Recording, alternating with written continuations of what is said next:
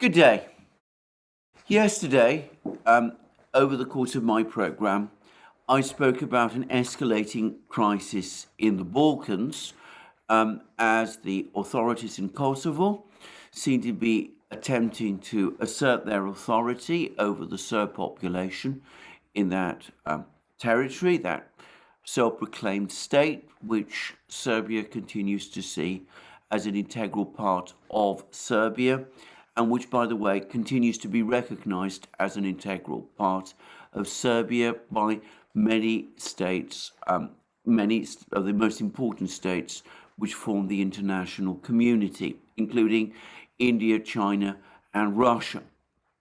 Well, that crisis escalated over the course of the day, and as of the time of writing, it seems that we are in a very dangerous situation indeed.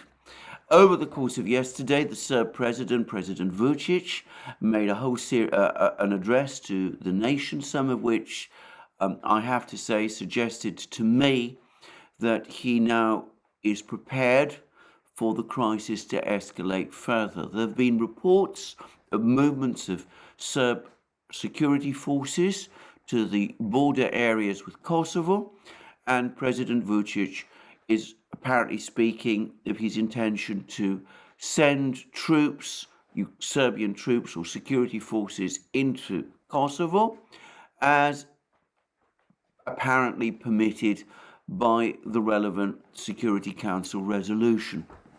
The European Union, the Kosovo authorities, and the German Foreign Minister Annalena Baerbock have all spoken out against these Serbian moves, characterizing them as potential acts of aggression.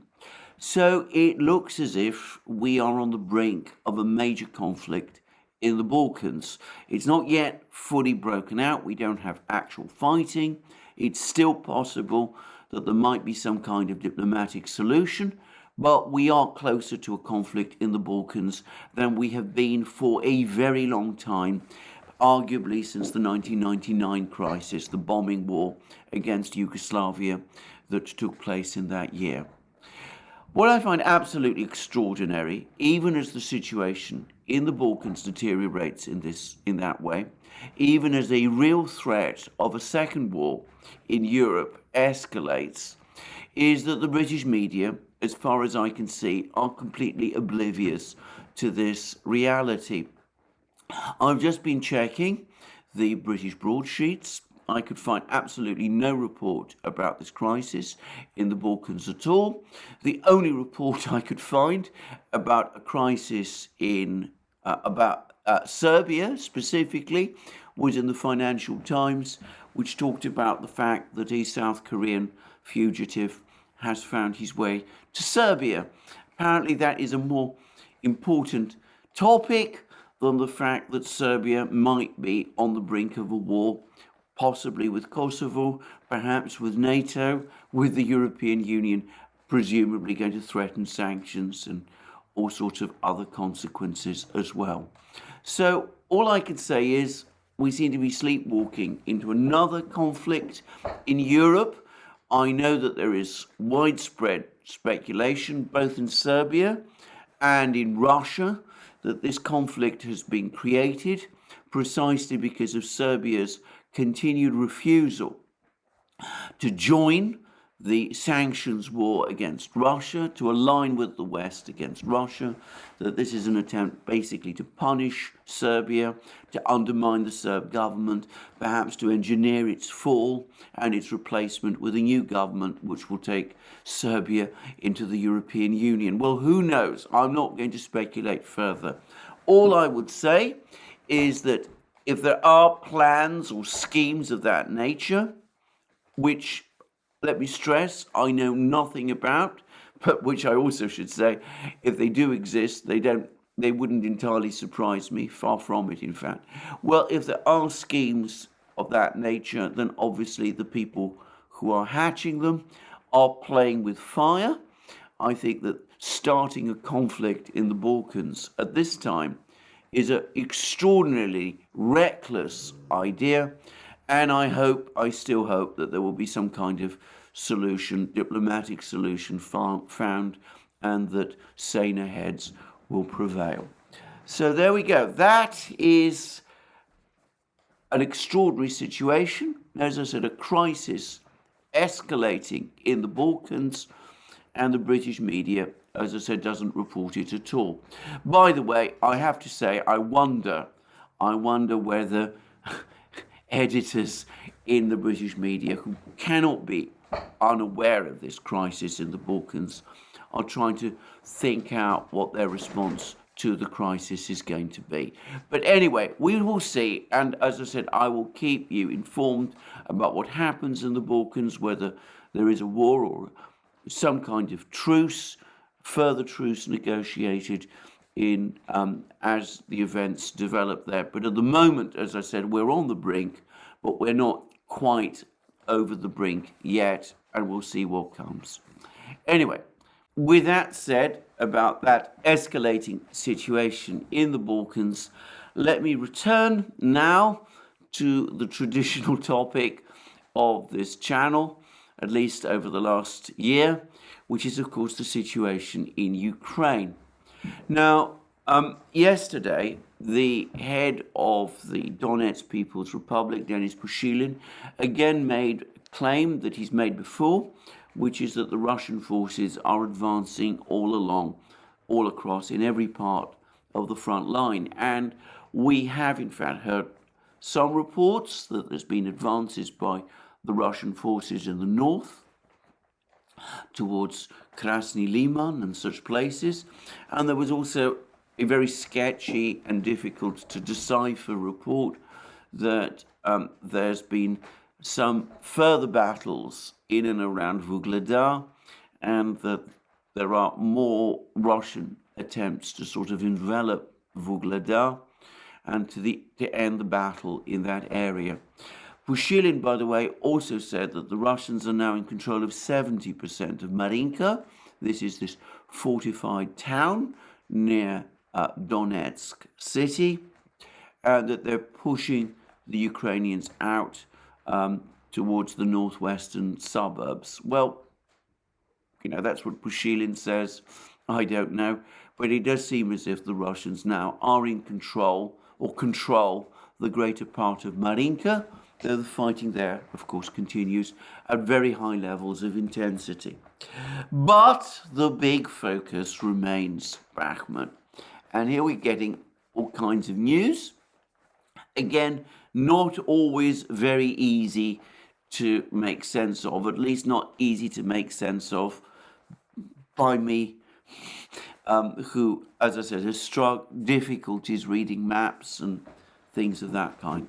Anyway, the first piece of news that came through yesterday was that a bridge, a railway bridge, has apparently been blown up, not clear by whom, and this is obstructed a road, and this is a road between Bakhmut and Slavyansk, and it is a road through which Ukraine has been sending supplies into Bakhmut. Now, photographs have appeared of this bridge, and it does seem as if it is indeed obstructing this road, you know, the demolished bridge obstructing the road in exactly the way as has been said. Now, I'm completely hazy as to exactly where this bridge is. I've seen some maps which, to the extent I can read, suggest that it's far away, or at least some distance away from the front lines. So if it was the Russians who blew up this bridge, and it seems it was blown up, it's not by missile or artillery strikes, but through explosives. If it was indeed the Russians who blew up this bridge, perhaps intending to obstruct Ukrainian communications between Bakhmut and Slavyansk, well, in that case, the Russians must have sent some kind of sabotage group behind Ukrainian lines in order to carry out this attack. I have, however, seen an alternative explanation, which is that this active demolition of this bridge was carried out by the Ukrainians themselves, perhaps in order to slow future Russian advances.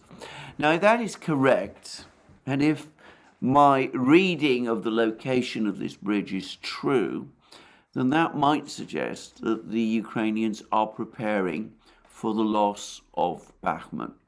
That wouldn't surprise me if that would be consistent with all the reporting we've had over the last few days, but that would be a major indication that that is indeed the case.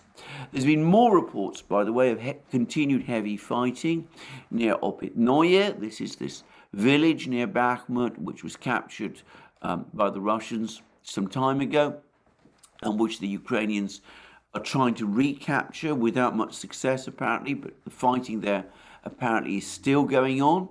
And there's a further report that the Russians have also captured another village or settlement near Bakhmut as they tighten the ring around this city.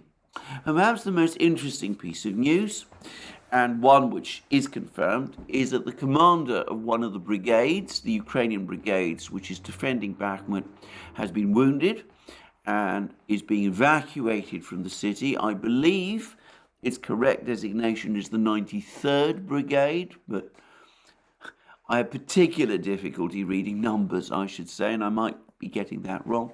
Anyway, there are photos of this wounded commander, being evacuated from the battlefields, from Bakhmut. Anyway, there are photographs of him looking severely injured, and no doubt it's correct that he has been wounded and that he is indeed leaving. But there are also reports that it isn't just the commander who is being evacuated from Bakhmut. The entire brigade, the entire 93rd Brigade, is being evacuated from Bakhmut as well. Now, that may mean a great deal, or perhaps it might not, because there have been other instances when Ukraine has rotated military units out of Bakhmut. They've deployed those in Bakhmut to defend the town. The units then get badly beaten around. They lose large numbers of men, and a lot of people get wounded. Eventually, they are withdrawn from Bakhmut. New units are moved in to take their place. So I can't exclude the possibility that this is a rotation. It's just another rotation of units. But then again, given the deteriorating situation in Bakhmut, which pretty much everybody admits now, it perhaps is more plausible that this unit is being withdrawn, and perhaps it's a sign that the Ukrainians are finally pulling forces out of Bakhmut. I have to say this, I hope that is true. And the reason I say that, quite apart from any realities on the battlefield, is that every single piece of accumulating evidence that is now being pieced together, and I've discussed this now at length in many videos that I've done, suggests that the Ukrainians are suffering horrendous losses trying to defend Bakhmut. Now, Ukrainian officials are claiming that there are better fortified lines east of Bakhmut. I'm not clear where these fortified lines are supposed to be. I wonder whether the references to the towns of Konstantinovka, Kramatorsk and Slavyansk.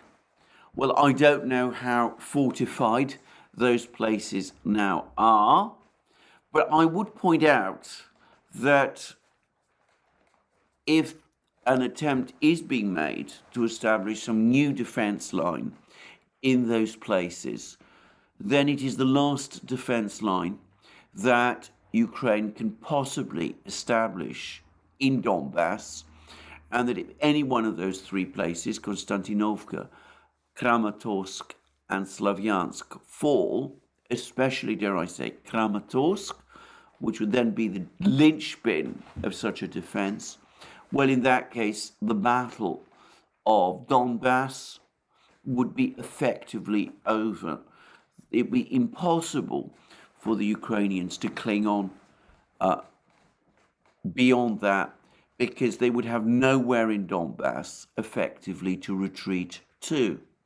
In fact, I've heard several people who understand these things claim that there are no defense lines which could be established because of the nature of the open terrain and the lack of significant towns or cities beyond Donbass all the way to the Dnieper, and that if this last remaining defense line, Konstantinovka, Kramatorsk and Slavyansk, is breached, then in effect the Russians can just go rolling on all the way to the Dnieper until they arrive opposite Dnipro, this big industrial city which is on the west bank of the Dnieper, or so I understand.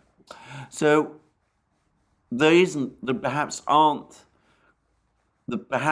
loss of Bakhmut would put the Ukrainians in a difficult military position, but it is after all they who are saying that they have better lines, more defendable lines east of Bakhmut. And if it is indeed so, if that is indeed the case, then, as I said, it seems to me that purely for humanitarian reasons, to conserve their troops, they should withdraw their troops from what General Wesley Clark calls the firebag of Bakhmut, what others have called the meat grinder of Bakhmut. That phrase is now appearing all over the place, and retreat them to these more defendable positions that the Ukrainians claim they have. And by the way, if they do that, I think they should also resume or try to resume negotiations with the Russians. But I'm going to leave that for another day. Anyway, that's my own view about what the Ukrainians should do. But of course, information about Bakhmut is always difficult, and I'm not sure that the Ukrainians are at the moment actually thinking of abandoning Bakhmut, even if it is indeed the case that the entire 93rd Brigade is indeed being evacuated from that town. Now, what is going on elsewhere on the front lines? Well, there's been some claims. I've seen a report that in the Kherson area of the Dnieper River, Russians are now entrenched on the east bank. The Ukrainians, rather insecurely, it seems to me, hold Kherson city, where they're being heavily shelled. They've not managed to create a civil administration in Kherson city. They've evacuated most of the population, and the city continues to be shelled continuously by the Russian army, which is obviously only a few hundred yards away on the east bank of the Dnieper. Well, anyway, there's some reports that reconnaissance units or small groups of reconnaissance troops of the two armies have been trying to take control of various little islands or islets in the Dnieper River. Sometimes they meet, encounter each other. Sometimes they clash. Occasional firefights allegedly happen. But despite claims that I've seen in places like The Guardian that the Ukrainians are on the east bank, they clearly are not. And most reports I've seen conclude that the fighting there is static. Meanwhile, the Ukrainians and their media supporters in the West continue to claim that the missile strike on Melitopol was extremely successful, that it killed or wounded 200 Russian soldiers, and this continues to provoke strong denials from the Russians. In fact, I've seen claims in various places that what actually happened, this is from the Russian side, I want to stress, that what actually happened in Melitopol is that the Ukrainians got wind, that got news, information that a senior official of the local Russian-appointed administration was due to visit this resort area, perhaps to dine out at a restaurant located on this resort, and that this missile attack that the Ukrainians launched with HIMARS operating at the very edge of their range, the missiles being launched at the very edge of their range, that attack was purely intended to kill this Russian official. I simply can't confirm that. I mean, it seems an extraordinary waste of precious HIMARS missiles if the intention was to kill someone who, on the face of it, doesn't look particularly important.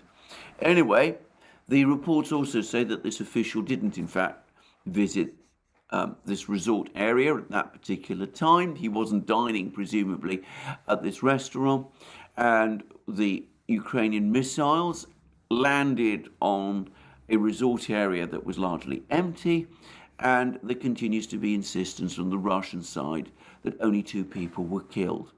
Now, as I've said previously, I can't confirm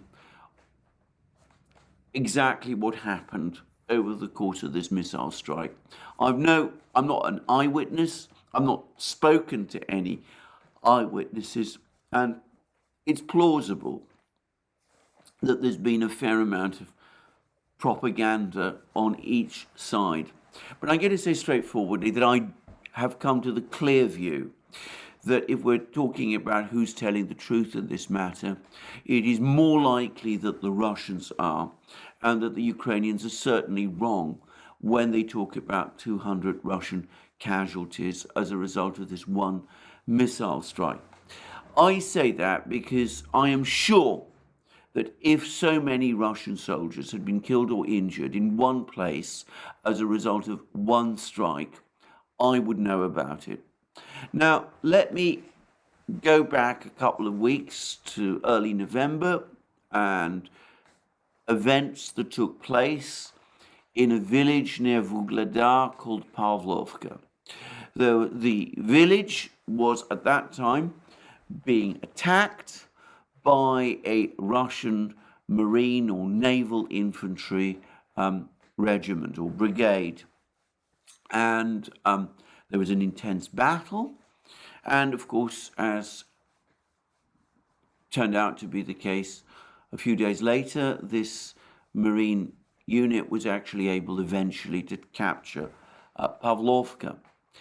But whilst the battle was underway, reports circulated all across the Russian internet, the Runet, that this marine unit had suffered very heavy losses, that around 100 soldiers had been killed in this battle. There's massive criticism, as I remember, of the Russian command for throwing troops into the Battle of Pavlovka in that kind of a way. And the reports were picked up by the governor of the Far Eastern region from which this brigade had been deployed.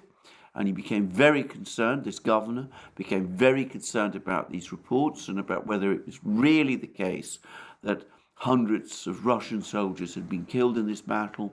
And he contacted the Ministry of Defense in Moscow and publicly and asked them to clarify what had happened.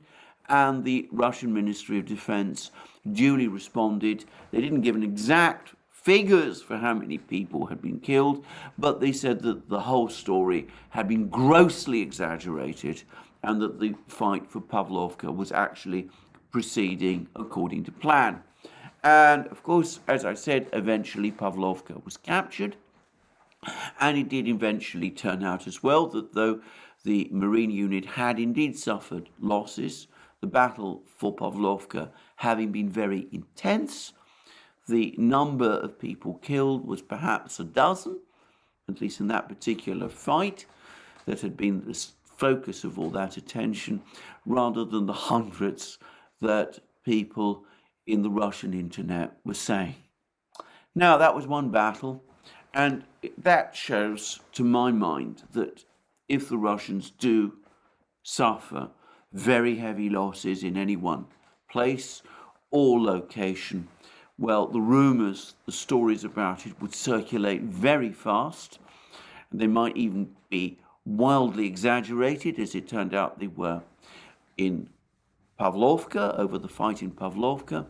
I cannot imagine that it would be possible for 200 Russian soldiers to be killed and wounded in a single missile strike in a place like Melitopol without information about it, talk about it, chatter about it, circulating on the Runet in the various telegram channels and chat lines and newspaper places which I read. So given that this is so, I'm going to go with the Russian account of what happened at Melitopol. It seems to me that if there had been a successful missile strike by the Ukrainians, killing and wounding even a fraction of the number of soldiers, Russian soldiers, that the Ukrainians claim, somewhere or other across the Runet, which, by the way, is extremely vocal and often very argumentative and sometimes highly critical of the Russian authorities, I am convinced that I would know about it. So, as I said, I'm going to go with the Russians on this. By the way, the Ukrainians are now also claiming that they carried out a missile strike on Lugansk, which supposedly hit the headquarters of the Wagner organization. Now, I've not actually got much information about this particular missile strike, but from what I can tell, the Russians are denying it also. They're saying that nothing like that happened, nothing on that kind of scale happened. And again, I'm not going to jump to any conclusions, but I think more likely than not, it is the Russians who are telling us the truth here. I would say that it's probably the case that the Wagner organization, which operates as a kind of private army, even though I think it is in fact heavily integrated into the Ministry of Defence's structures, and I suspect it is partially funded by the Russian Ministry of Defense. But anyway, the Wagner organization, because of its nature, is probably better able to conceal its casualties. But I doubt very much, again, that if there'd been a successful strike on its headquarters in Lugansk, that the Russian internet would not be full of chatter about it. And as of the time of making of this program, there isn't any. Anyway, one further thing to say is that there continue to be major problems with the energy system across Ukraine.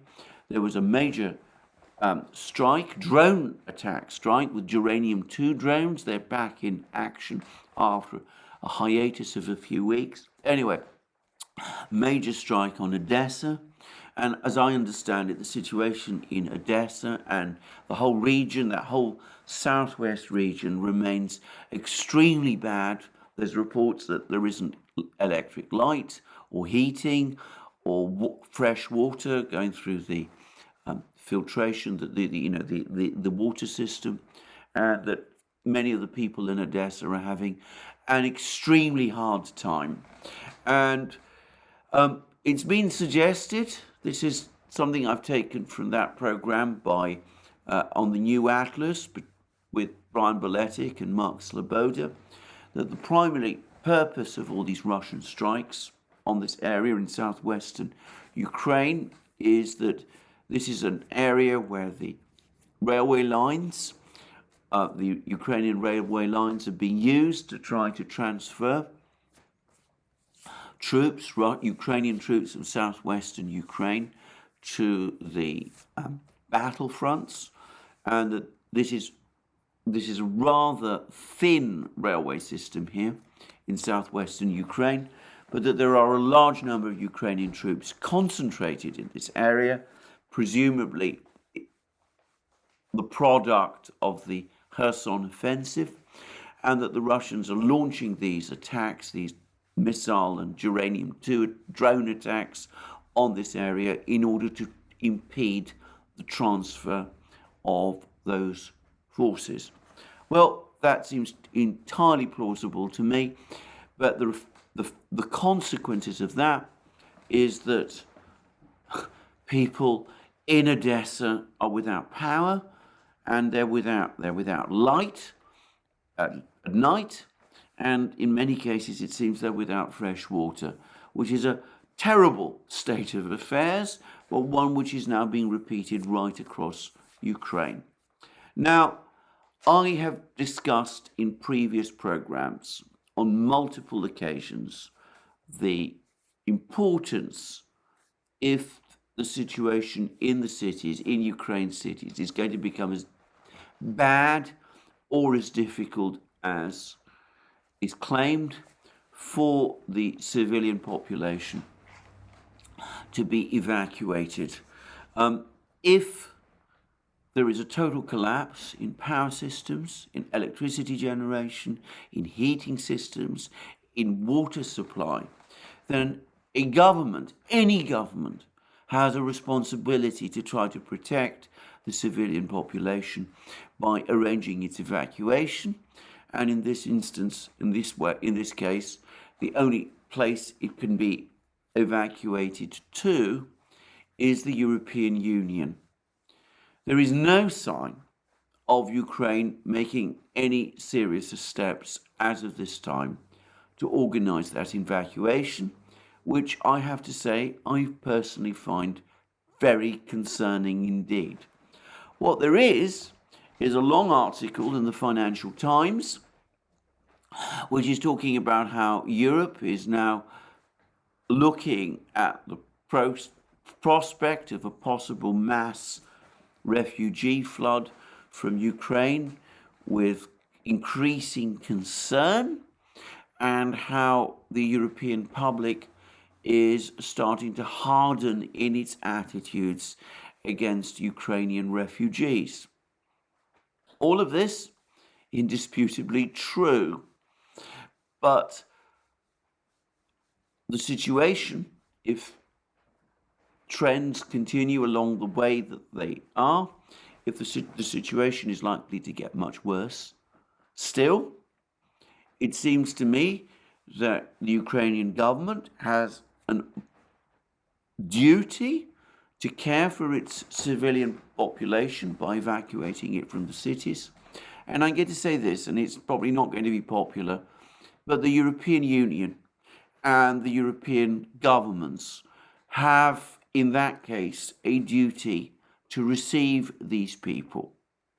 I say that because the European Union and the European governments bear a very heavy share of responsibility for the war. After all, they have been an active party, perhaps not directly in the war itself, that there are many reports that Polish troops have been operating on the battlefronts in Ukraine, something I can't confirm and I'm not going to discuss in this video. But anyway, the European Union has imposed elaborate sanctions against Russia. It has sent weapons. Its various member states have sent weapons to Ukraine. They can't just say that this crisis is one for which they have no responsibility, because, frankly, they have played an active role in what has been happening in this conflict. So given that this is so, it seems to me that European governments have a duty, if there is a mass refugee flow from Ukraine, both to accept these refugees and also to explain to their publics honestly and transparently why this is happening. Now, that may be difficult for some governments. It might provoke strong reactions from people in Europe. It might provoke protests and perhaps severe electoral defeats for some of the governments involved. But if European governments want to avoid that, if they want to avoid that embarrassment, then for that reason and for so many others, they need to finally do what I think they should have been doing all along, which is seek peace in Ukraine. And that, of course, inevitably means opening discussion with the Russians. Now, I say all of this, and this brings me back to the topic of Angela Merkel and the collapse of trust that Putin has talked about, and which I've discussed in one of my most recent video. Now, I've had a flood of comments from all sorts of people about what Merkel said. Some, I'd say, a predominant number have taken a much more critical line towards Merkel than I have done. I think that she was, at the time that she signed off on the Minsk agreement in February 2015, she did indeed intend to see it implemented, but there is a line of thought that she was being duplicitous with the Russians from the start. I've said what I think. I personally don't think so. There's been one particular email that I've had, however, which has given me a great deal of food for thought. Again, it's a private email. I'm not going to say anything that might disclose the person involved, but I'm going to say this. That person, on balance, agrees with me that Merkel did indeed, at the time she signed off on the Minsk agreement, intend to see it implemented. On the 2008 decision by NATO to invite Ukraine and Georgia into NATO, this person makes the entirely valid and correct point that Merkel probably went along with that decision, despite making it clear that she didn't think it was a good idea, because she didn't want to breach NATO unity, and that the Germans are very sensitive on that question of NATO unity. And this person also makes the point that in the face of Anglo-American hostility to Minsk, there was very little that Merkel could realistically have done to get Minsk implemented. Well, I'm going to push back on all of that. I have to say, I think that lets Merkel off too lightly. But before I do, I think it might be helpful just to go through various comments about the Minsk agreement that Merkel has made from the time when it was first signed off in February 2015. Now, I'm taking this from Info Defense ENG, which is a Telegram channel. But anyway, this is what it gives a list. And by the way, it's a very, very incomplete list. But these are some of the comments over the last 7 or so years that Merkel made about the Minsk agreement. So 5th March 2015, if the Minsk agreements are seriously violated, European leaders and the European Commission stand ready to prepare and impose new sanctions. October 20th, 2016, we discussed a work process that has many sides and that needs to be taken into account when working on topics such as security, political process, and this should continue within the framework of the roadmap for the various steps of the set of measures for the implementation of the Minsk agreements, and that's progress. February 18th, 2017, Minsk is all we have. Unfortunately, I cannot say that all points of the Minsk agreements have been fulfilled. A long-term ceasefire is needed. My opinion is that we shouldn't throw away the only thing we have. March 17th, 2017. I was very pleased to learn that the US administration and the President personally are committed to the Minsk process. We need to find a solution to this problem. A safe and secure solution must be found for Ukraine, but relations with Russia must be improved as the situation becomes clearer. The Minsk agreements are a good basis, but unfortunately, we have not yet reached the process we expected. However, in the coming months, we will continue to work on this issue together with our experts. May 20th, 2017. The issue of security as presented in the Minsk agreements is a prerequisite for further progress in the political process. September 2nd, 2017. In the field of security policy in Europe, we must do everything to improve our contacts again. This includes the implementation of Minsk. If this works out, then we would have a starting point for even more and more intensive dialogue. April 10th, 2018. We discussed the situation that is developing in connection with the implementation of the Minsk agreements. Despite the complexity of the situation, we must not relax efforts because we're talking about people. Germany and France will continue to look for a way out of the situation together with Ukraine and the Russian Federation. August 18th, 2018. We must work to find a solution. This concerns, firstly, the issue of Ukraine.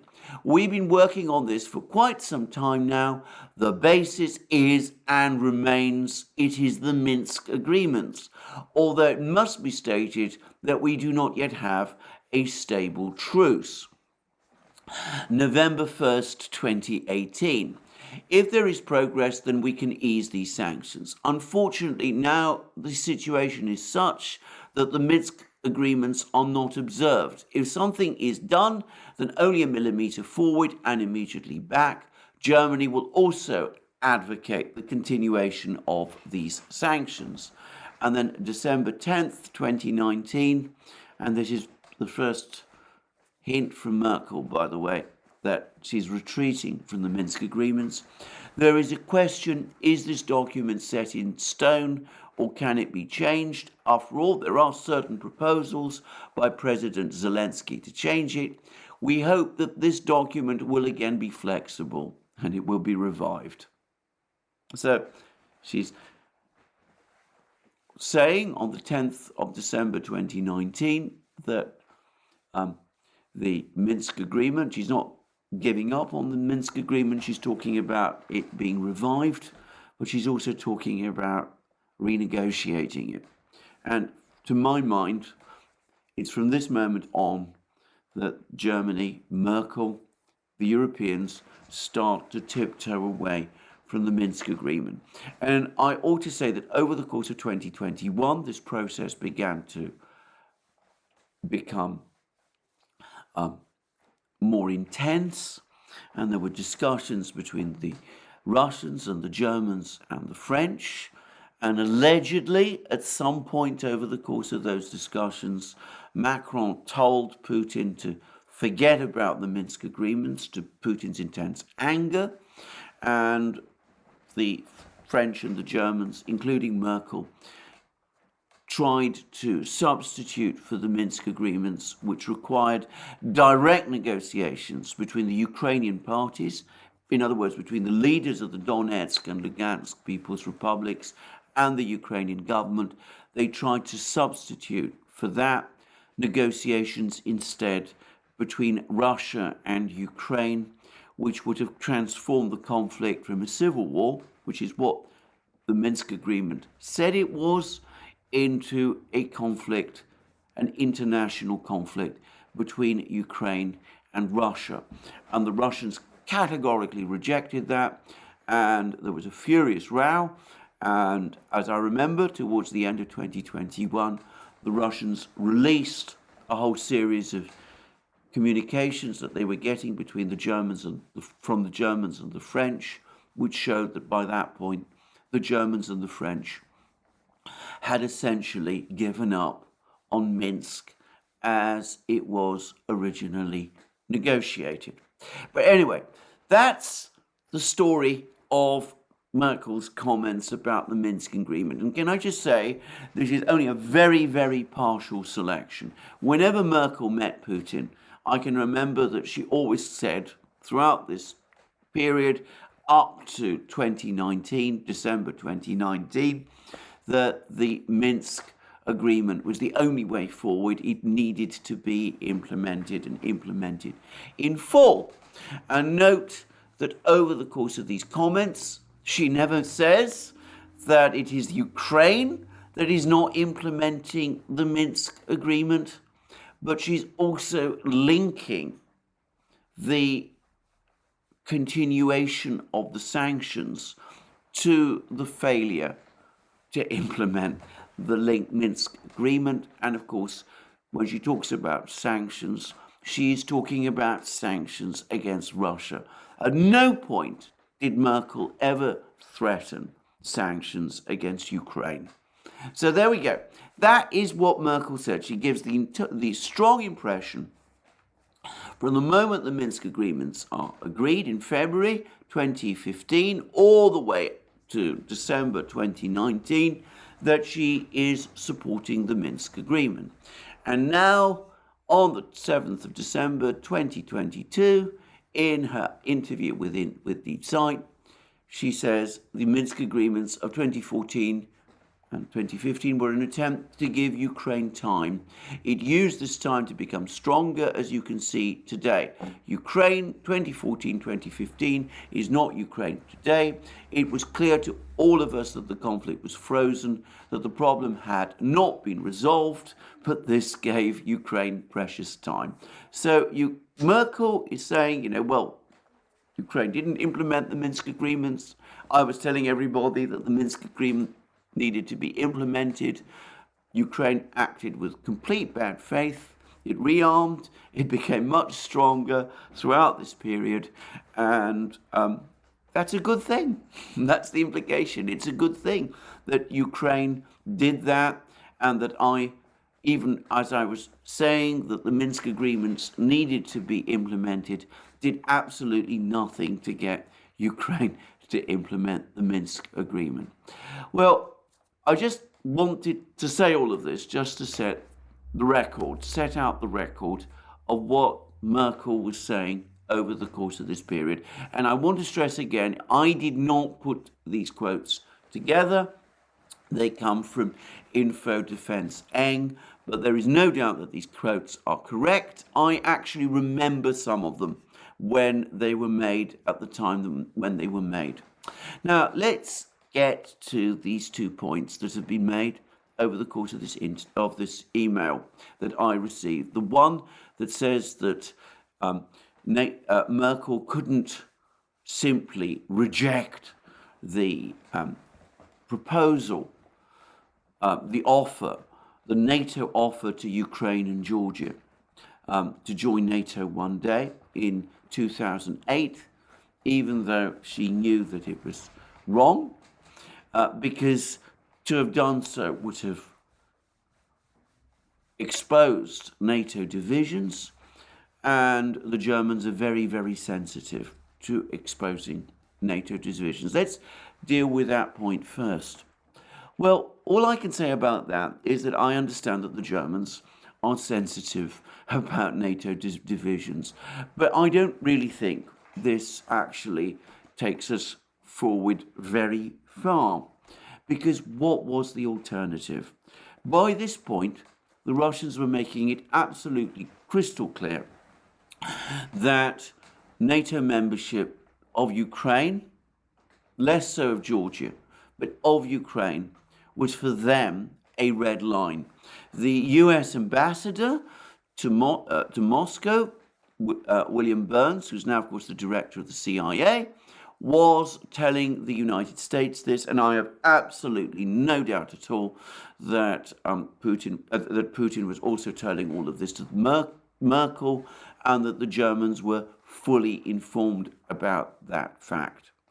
What this amounts to, saying that the Germans couldn't bring themselves to argue, to go public on their opposition to Ukraine's NATO membership at this time.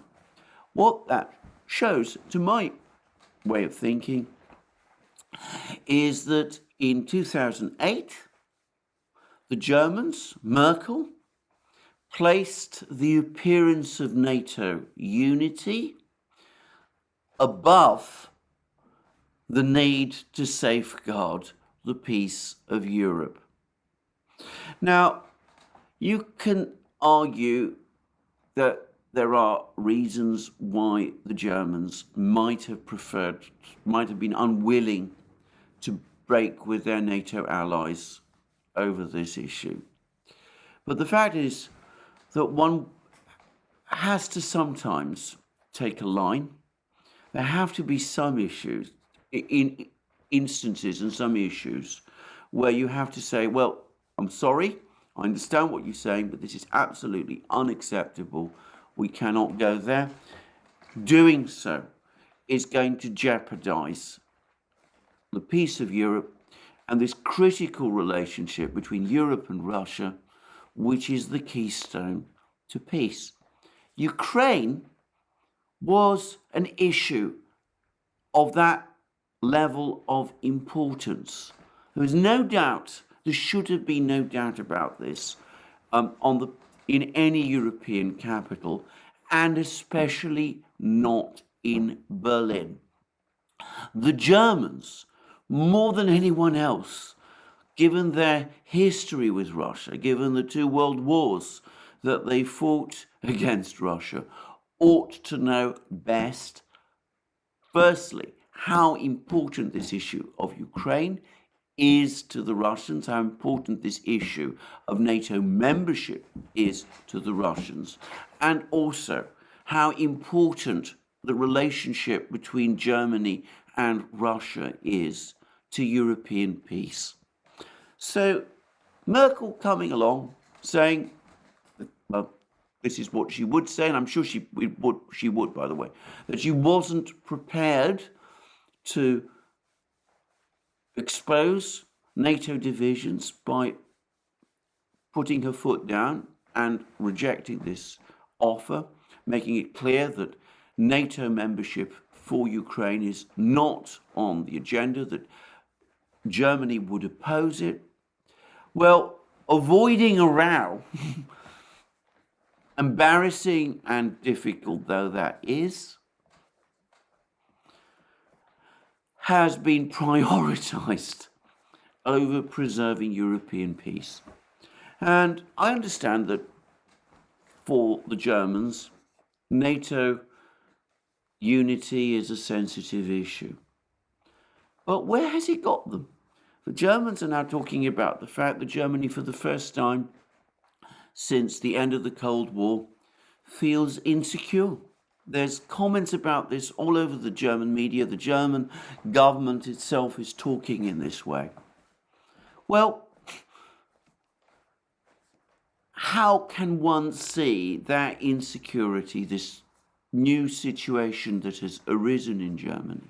How can one say that this is not a direct consequence of that failure of statesmanship in 2008?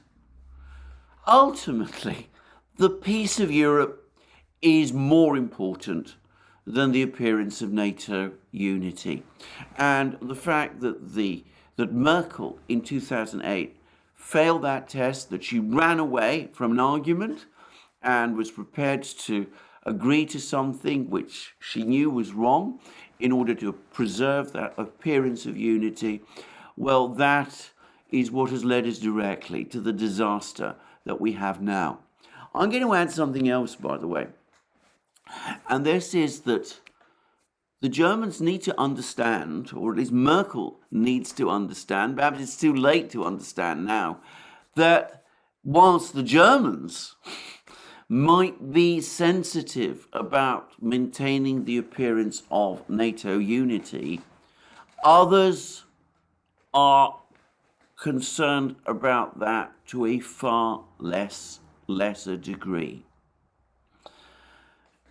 by constantly emphasizing the need to preserve NATO unity and EU unity on the issue of Russia, the Germans find themselves, or have found themselves, constantly dragged along by the hardliners, by the Baltic states, by the Poles, by some people in the United States, by some people in London, by some hardline figures in the NATO and EU bureaucracies, who are not afraid of a row in the way that, according to this email that I've received, the Germans appear to be. So what happens is that by striving to avoid a row, the Germans end up agreeing to something which it would be far better had they never agreed to, which of course only emboldens the hardliners to ask for more and jeopardizes the relationship between Germany and Russia and between Europe and Russia. It is in effect, treating the relationship with Russia not as a critically important issue, but as an object of negotiation between the NATO states. It's as if we were back to the world of the Congress of Berlin in the late 19th century, where the great powers of Europe came and talked together and decided the fate of countries in the Balkans, the small countries in the Balkans and elsewhere. It's like it's treating the Russians, Russia, in that kind of way. Except, of course, as we have seen, Russia is not a small country where the great powers, the Western powers coming together can make all these kind of decisions. It's not a small country like, say, Bulgaria was or Greece was in the 19th century that simply doesn't have the power to oppose and resist whatever it is that the great powers, in this case the Western powers, decide. I would add, and this is my own personal view, that the way in which the great powers behaved in the 19th century, just deciding the fate of the small powers, often without even bothering to consult them, in fact, mostly without consulting them, simply set the scene for the crisis in 1914, which led directly to the First World War. But without getting distracted by those historical details, the point is that the Russians were guaranteed to reject that kind of treatment for themselves. You can't treat relations with a country like Russia as simply an object for negotiations within the West. It cannot work like that. Trying to run things in that way always will give the hardliners in the West the ascendancy, and it will lead directly to the kind of crisis that we have now. All of this was being spoken about, discussed. Every point I've made was being spoken about and discussed both at the time of the 2008 decision, NATO decision, and before. It was foreseeable. It was not only foreseeable at the time, it was foreseen. Merkel, as the German Chancellor, cannot have been unaware of all of this. As I said, it was being openly discussed in Germany and in other places. Nonetheless, what happened in 2008 was that in order to avoid a row, Merkel took the path of least resistance, as she always did, leading us to the disaster that we have now. And what about the other argument, and that Merkel could have done absolutely nothing in the face of Anglo-American hostility to Minsk to get Minsk implemented? Well, maybe that's right, but at the very least, she should have tried.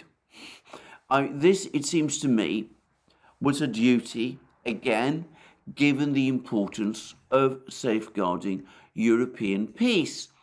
After all, it was Merkel herself who spoke multiple times about the importance of the Minsk agreement. I've quoted some of the comments that she made, and the fact that, after all, Minsk affects people. Just to reread one of the comments, we must not relax efforts because we are talking about people. The fact is, Merkel was well aware that Minsk was being undermined. She's now admitted the fact at its site, and she did absolutely nothing. On the contrary, she continued to impose sanctions against the Russians, which infuriated the Russians. And then from December 2019, she basically told the Russians, well, let's forget about Minsk. It's now out of date, can't be operated. Let's move on to something completely different, which, of course, the Russians saw as an act of extraordinary bad faith, as they made very clear last year. So you can't just say that, because the Americans and the British opposed it, we in Berlin have no responsibility. Now, I'm going to say something else here. I'm not absolutely convinced anyway that if Merkel had decided, had prioritized, as she should have done, the implementation of Minsk, she would have faced the resistance from the Americans and the British, the same degree of resistance, as she says. Now, the British would have been implacably opposed, even though, of course, they voted to support the Minsk agreement when the Minsk agreement was put before the United Nations Security Council. But, all right, the British would almost certainly have been opposed. They have always taken the hardest possible line on Ukraine. That's not true of the United States. Barack Obama, who was the president of the United States at the time when the Minsk agreement was signed, and who was to continue to be president for 2016, for 2 more years, was, well, actually longer than that, 3 more years. 2 more years. Anyway, but Barack Obama had an excellent, very close relationship with Merkel. He gave an interview to the Atlantic magazine in which he said that in Ukraine, the Russians have escalatory dominance, and he prohibited US arms supplies to Ukraine. So I get the sense that if Merkel had pushed Ukraine to implement the Minsk agreement, she would have had quiet support from Obama. And as I said, Obama still had 2 years to run as president. And of course, when Obama left, he was replaced by Donald Trump, who came into the White House wanting to improve relations with the Russians, or so he said. And also, as became increasingly clear, he didn't think much of Ukraine or of Ukrainian officials who he felt had been siding with his opponent, Hillary Clinton. So I suspect that if Merkel had made a real push to get Minsk implemented, yes, Ukraine would have resisted, but Britain would have been forced to go along because, frankly, they don't have the power to influence events on the ground without the Germans and the Americans. And the Americans, of course, were divided, with the presidents Obama and Trump probably willing to see Minsk implemented. Would it have worked? Who knows? But at least there should have been a proper effort to try, and at the very least, Merkel should have come out and made it absolutely clear who was responsible for sabotaging Minsk. Not Russia and Putin, but Ukraine.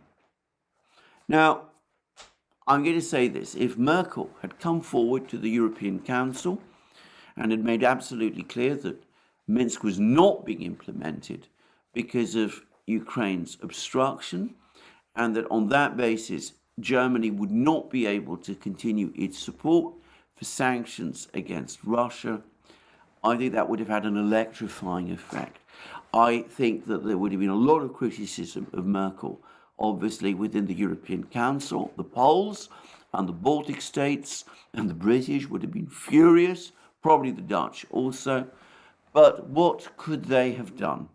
In Germany, there would also have been opposition and criticism of Merkel from the fiercely Atlanticist German media and some Atlanticist German politicians, but the German business community, the unions, most of the German population would have supported her. That would have been the correct and proper thing to do. The problem was, yet again, Merkel took the path of least resistance. She avoided a row, and as a result, the problems accumulated until last February they exploded into war. Anyway, there will no doubt be many discussions about what Merkel did and what role she played, but that is my own view. And I'm going to add one further thing. This person who sent me that email, on one point, this person and I fully agree, and that is that regardless of what your feelings are about Merkel's role, her admission in DITCHUTE about Ukraine's bad faith throughout the entire process and Germany's effective complicity in that has had a catastrophic effect. And as we saw, Putin himself is now in effect talking about the collapse of trust. Anyway, I've gone into all of this in detail. Merkel, to some extent now, is yesterday's news, though I would say that this problem of trust is going to be an enduring one. I will obviously, in my next video, I'm going to stop now, we're over an hour. In my next video, I'm going to be looking into all of these issues of the actual conflict in Ukraine in more detail. We'll be looking at what's actually happening in Bakhmut and other places. And of course, there's the crisis in Serbia, in Kosovo to follow as well. So that's me for the day. More from me soon. And just to repeat again, you can find all of our programs on our other platforms: Locals, Rumble, ODYSEE, BitChute, Rockfin, and Telegram. And you can support our work via Patreon and Subscribestar. Links under this video, and also by going to our shop, where you can buy yourself the amazing things that you will find there: our mugs, our hats, our hoodies, our t-shirts, our sweatshirts, and all those things. And last but not least, if you've liked this video, please remember to tick the like button and to check your subscription to this channel. Thank you for joining me again today, and more from me soon.